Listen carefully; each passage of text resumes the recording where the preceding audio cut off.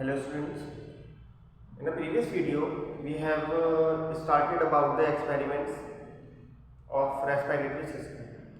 Three of the experiments we have completed. Out of three, one I have given you in the homework. I hope that you have completed that. Now, let two are left. In this video, we will talk about these. The left two. The first one that today we are going to discuss about is to measure the volume of expired air. In the offline classes, we have studied about the volume or the capacities of the lungs, that what is tidal volume, what is inspiratory reserve capacity, expiratory reserve capacity, vital capacity. So, different values these capacities are having.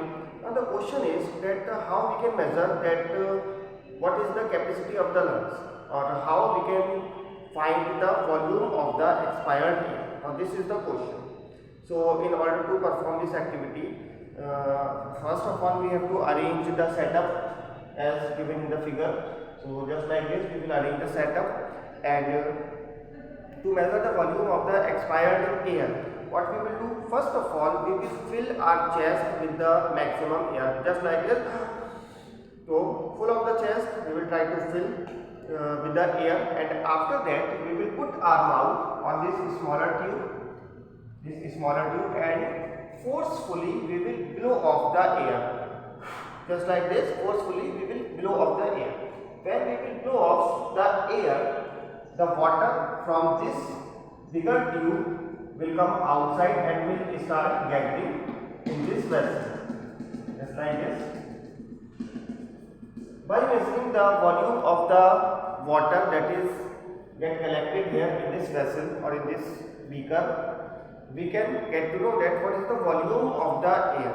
Means the volume of the air will be equal to the volume of the water. So in this way we can prove this, that what is the volume of the expired air.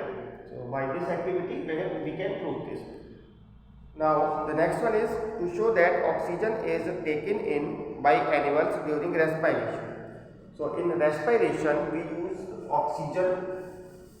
So this is also our work to prove this, that how we can,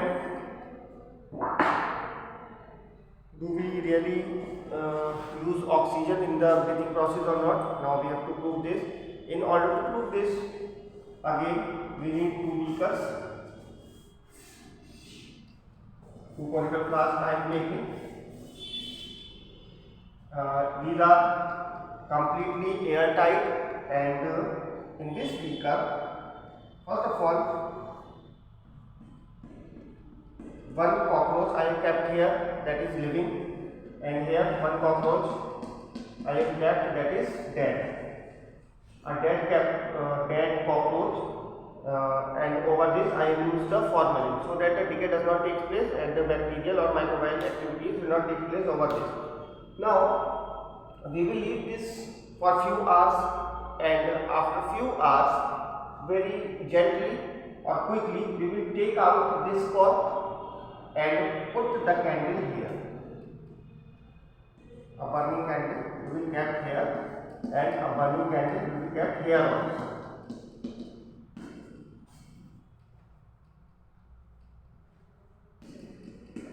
In both the beaker the burning candle is there. So after that, and we will put the cork again. Now we will observe the time, that in how much time in beaker A and in beaker B the candle is getting blowing off.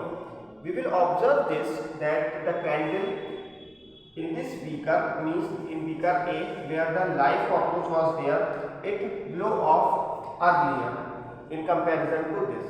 Why? Because some of the oxygen, because oxygen is necessary for the burning of the candle, and that some of the oxygen has been utilized by this living cockroach, and that is why the oxygen content has got decreased, but in comparison to this one. This is the control setup.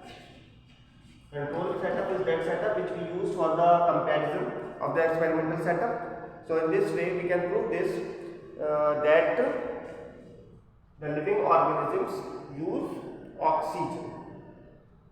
Now the chapter has finished. one progress check is also given on the same page, page number 134. It is your work to complete this, and after that the exercises you will complete. Maybe possible after this we will meet in the offline classes, and then we will discuss about these exercises. Now the chapter has completed, and with the chapter the syllabus also has completed for the final exams. So now we will, in the offline classes, we will start the revision. In this video this much only. Thank you.